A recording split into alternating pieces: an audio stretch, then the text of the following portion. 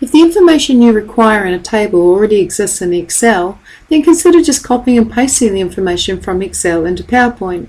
For example, let's start by creating a new slide. So on the Home tab in the ribbon, I'm going to hit the drop down on New Slide and choose Title Only.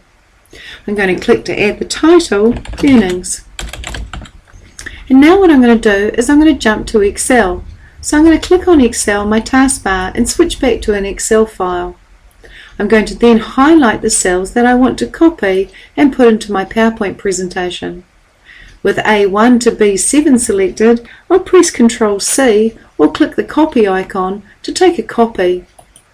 I'll then go back to my PowerPoint presentation and I'll click the Paste button, which is available on the Home tab in the ribbon. Immediately my spreadsheet comes through, and I may accept it just as it is, or I may want to format it further. For example, I might put my mouse in the bottom right corner and drag to make the table larger.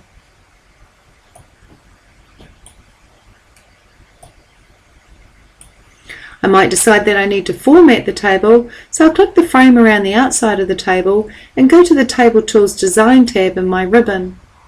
From here I can choose from a gallery of styles, so I choose a particular style, and these depend on my theme.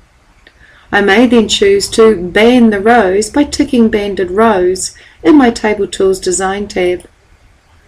I may choose to emphasize the header row by ticking Header Row, and also emphasize the total row by ticking Total Row. I may decide that I actually would like to format all the text to a larger font and font size. So with the frame selected around the outside of the table, I'm going to go to the Home tab in the ribbon, and I'm going to choose the font Arial and then grow the font so that it fits nicely in my table.